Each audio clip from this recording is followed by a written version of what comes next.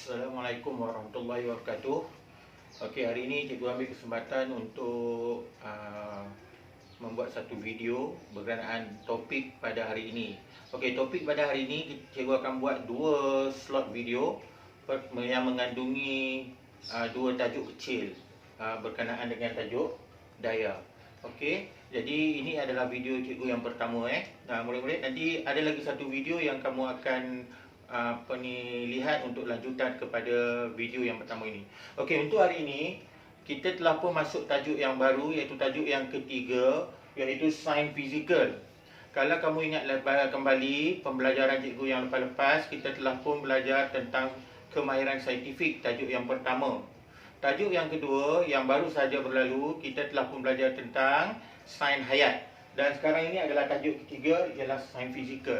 Kalau kamu ingat kembali apa yang kamu telah belajar di tahun 5, tajuk sains fizikal kamu telah pun belajar tajuk tenaga. Dan pada tahun 4 kamu belajar tentang tajuk pengukuran. Jadi apa yang unik mengenai tajuk sains fizikal ini? Tajuk ini meminta kamu berfikir, kerana tajuk sains fizikal ini ialah tajuk yang kita belajar benda yang tak nampak. Sebagai contoh, tahun lepas kamu belajar tajuk tenaga. Tenaga yang satu benda yang kita tak nampak, tetapi kita tahu tentang kewujudannya. Begitu juga dengan tajuk yang cikgu akan terangkan pada hari ini, ialah tajuk daya. Tajuk daya juga adalah satu tajuk yang menarik, yang kita kena bayangkan, kerana tajuk daya ni ialah tajuk yang kita belajar benda yang tak nampak. Okey, kalau kamu buka buku teks, muka surat 93, ada tajuk daya. Okey, boleh Okey, tajuk daya, kalau dalam bahasa Inggeris kita sebut force. Jadi cikgu nak kamu gambaran kamu, berarti kamu pernah lihat cerita Star Wars kan? Cerita Star Wars, perkataan force itu ada menunjukkan satu tenaga, kuasa yang ada pada pihak baik dan pihak jahat, menggunakan kuasa force. Jadi force tu sebenarnya adalah satu bentuk benda yang kita tak nampak. Itu sebagai selingan saja untuk movie kan. Okey, apakah maksud daya yang kita akan belajar? Kalau kamu buka muka surat 93 buku teks, kamu tentu ada buku teks. Dia menunjukkan 4 aktiviti, iaitu permainan 7 tin, tarik upih, tari buluh dan gasing. Ini adalah permainan-permainan tradisional yang dikaitkan dengan penggunaan daya dalam kehidupan. So hari ini kita akan lihat pelbagai contoh aktiviti yang melibatkan penggunaan daya. Okey, jadi kita lihat apakah definisi daya. Kamu buka muka surat 94. Okey, apakah itu daya? Okey, dalam buku teks dia menyebut bahawa definisi daya adalah tolakan dan tarikan. Okey, nanti cikgu jelaskan dengan lebih lanjut. Daya merupakan tolakan dan tarikan yang bertindak ke atas sesuatu objek. Yang bertindak ke atas suatu objek. Okey. Sebagai contoh pelbagaian aktiviti yang ditunjukkan pada muka surat 96 dan 97 melibatkan penggunaan daya tarikan dan juga daya tolakan. Okey, apakah itu tarikan dan tolakan? Cikgu bagi satu contoh di sini. Okey, katalah ini bola. Okey, bola ini tidak bergerak, tidak bergerak. Okey, dalam sains kita sebut tidak bergerak itu kita kenali sebagai pegun. Tidak bergerak. Contohnya tidak bergerak. Pegunlah. Okey, jadi bagaimanakah kita nak menggerakkan bola ini? Kita boleh menggerakkan bola ini dengan menggunakan dua cara. Pertama, kita menggunakan tolakan, atau kedua, kita menggunakan tarikan. Sebagai contoh, kita nak lihat bagaimanakah kita mewujudkan daya tolakan. Okey, bila kita nak wujudkan daya tolakan pada bola ini, kita kenakan daya daripada sini ke arah sini.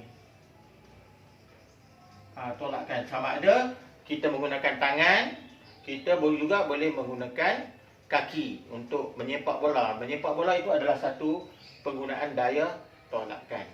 Okey, kita lihat yang kedua pula.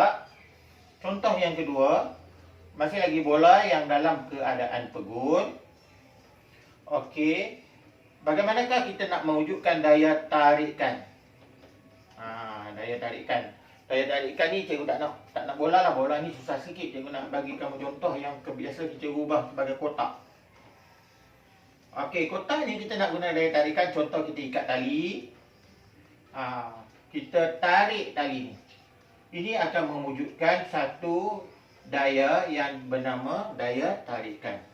Kedua-dua penggunaan daya ini menyebabkan bola dan juga kotak ini bergerak ke hadapan. Okey, itu adalah bagaimanakah cikgu nak mendefinisikan apakah yang dimaksudkan sebagai tolakan dan juga tarikan. Okey, boleh tak? Okey, jelas kalau kamu lihat di dalam buku teks, berbagai aktiviti ditunjukkan di sini. Okey, kita lihat pada muka surat 94, aktiviti memanjat tembok. Bila memanjat tembok, kita pegang tangan kita, kita tolak tangan kita ke atas. Okey, jadi itu merupakan daya tarikan. Kita pegang tali, kita tarik. Kita pegang batu tu, kita tolak. Bila kita nyatakan tali itu sebagai daya tarikan. Dan kalau kita pegang batu untuk lonjakkan badan kita, kita namakan daya tolakan. Okey, kalau kita lihat aktiviti menolak kereta sorong. Perkataan tu dah nampak wujud tolak, menolak. So, itu adalah aktiviti yang menggunakan daya tolakan. Okey, orang menggerakkan skuter. Cuba tengok orang menggerakkan skuter di situ. Bila dia menggerakkan skuter, dia akan menggunakan kakinya untuk tolak skuter itu ke hadapan. Jadi, bila dia menolak skuter itu ke hadapan, maka mewujudkan daya tolakan. Okey, bagaimana pula orang bermain layang-layang? Bila kita memegang tali layang-layang tersebut, kita akan sentiasa menarik tali layang-layang tersebut supaya layang-layang itu berada dalam keadaan terbang ke atas. Okey, jadi itu adalah daya tarikan.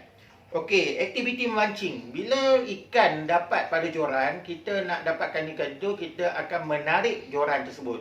Jadi daya tersebut yang digunakan dalam aktiviti itu adalah daya tarikan. Okey, bagaimanakah permainan kayak dan juga orang yang terlibat untuk kerja memangkas. Kalau kayak, kita buat aktiviti kayak macam ni. Okey, memangkas dan juga aktiviti kayak melibatkan dua penggunaan daya, iaitu kita wujudnya daya di situ ialah daya tarikan dan juga tolakan, berlaku dalam keadaan serentak. Daya tarikan dan daya tolakan. Kita pegang pemangkas, kita tolak, tarik, tolak, tarik. Kalau kita dayung sampan, macam lagu bahasa Inggeris tu, row your boat, maksudnya tarik, tolak, tarik, tolak, tarik, tolak. Okey. Jadi di sini, cikgu nak menjelaskan di sini bahawa penggunaan daya tarikan dan tolakan dalam aktiviti kita seharian. Dalam aktiviti seharian, daya yang terlibat adalah daya tolakan dan tarikan. Tetapi aktiviti boleh jadi aktiviti itu tolakkan sahaja, atau tarikkan sahaja, atau tolakkan dan juga tarikkan. Okey. Jadi cikgu bagi beberapa contoh, kamu cuba berfikir. Contohnya, kalau cikgu tunjukkan aktiviti memakai stocking. Cuba fikirkan, itu daya tarikan ke tolakan? Memakai stocking. Okey. Kamu masuk bilik kamu. Okey, ni Swiss. Kamu nak on Swiss tarik ke tolak? Cuba fikirkan. Okey. Bagaimanakah juga kamu meniup belon? Okey, belon kamu tiup. Okey, cuba fikirkan. Tarik ataupun tolak. Okey.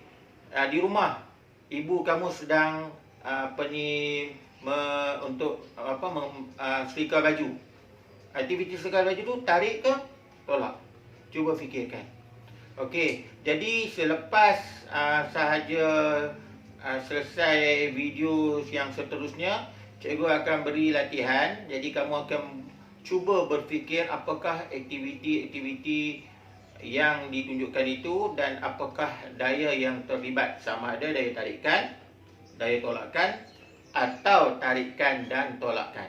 Okey, ini video cikgu yang pertama. Okey, kita akan sambung ke sesi video yang kedua. Okey.